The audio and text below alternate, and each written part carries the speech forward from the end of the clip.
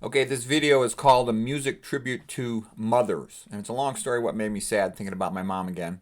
But I'm just going to give you the songs that, when my mother died, she died of cancer. And at the time, I was a young guy. I was just finishing up my first fellowship at Harvard. And, I was super sad. I was closer to my mother than to any other person in the whole world. And I also sort of felt like a failure. Here I am supposed to be Mr. Smart Doctor, and I really couldn't help my mother. At that time, I just thought you send them to the specialist, you get the best specialist you can find, and you hope for the best. In retrospect, I'm kind of pissed off because I hadn't realized at that time I could go into any cognitive field. Now, you can't learn a surgical field fast because it takes years and years of experience of doing those procedures to get really good at them. But in a cognitive field, quite often, the average practitioner, they got an IQ of about 120. They're hardworking, but they're just conformists. They just do whatever they were trained, okay? They don't really read or think. I know tons of doctors, and almost never does a doctor ever tell me they read anything, okay? They're so overwhelmed after they get done with their training, exhausted. They just want to have a family. And, they go to CME and it's a big joke. They'll sign their attendance in the morning and then go to the beach or something. The CME doesn't really teach almost anything. The only doctors that keep on learning are the ones that want to, that specifically read a lot on their own and start reading in other fields. Okay, so anyways, um, I like cried every day for a year. I mean, this is the song I listened to the most was Ozzy Osbourne. I'm going through changes. I like the other Ozzy Osbourne song, Mama, I'm Coming Home. Don't Leave Me This Way by Thelma Houston. Those are the three songs I listen to the most. I listen to each one of those songs like 1,000 times. These other songs, some of them I didn't learn about till later, but they sort of capture the feeling. Carter Family, this is the best country music song ever made. I'll put the links to all this stuff below. Will the circle remain unbroken? Okay, my mom was really religious, and that's another big lesson that I learned is she was the best person I ever met in my life. Everybody that knew her thought she was like a saint, and she was constantly making jokes. She was like a comedian, okay? She was like a lot funnier than Roseanne Barr, and in a much nicer way. But Roseanne Barr is pretty clever and funny, okay? But anyways, I saw how it happened. I saw how her life was and how she made things better for so many people. She adopted a couple girls, that were going through difficult times with their families. Our house was constantly having people come through to stay for a couple days because my mom was taking care of them. She had got her training as a social worker, but she was sort of like a social emotional genius. I mean, she never read a book. I never saw my mom once read a book cover to cover.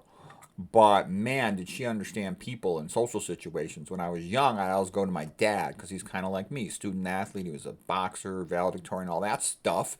But the older I got, man, I always went to my mom for advice because she gave me better advice. She understood people way better than my dad did, even though he was a psychiatrist. Let's see, what other things are worth knowing here? I like the Elvis song, the Johnny Cash song. The best song, and these are the two best songs about, one's mother, relationship with one's mother, and the sadness at her passing. Los Angeles Azules and Vincentico, Los Caminos de la Vida. And then also this thing about Exodus 15:26. Well, what is that about? That's about the idea of God's way of healing.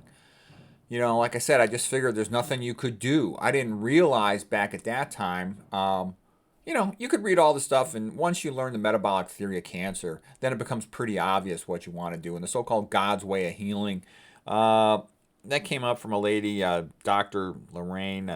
She said that, and she was right. Basically, if you get your diet ready, fixed, you manage your stress. She didn't know anything about toxins, that lady, but it's true. For the chronic diseases, this low fat, low sodium, whole food, vegan, organic only, avoid toxins, that's more powerful than anything else in medicine by a factor of 1,000. I didn't know it. The sunshine. She was great on all the other stuff, the social stress reduction and all that kind of stuff. But I sort of felt bad, like I had failed her. And anyways, after she died, I made a big PowerPoint presentation, showed to all my family and relatives, and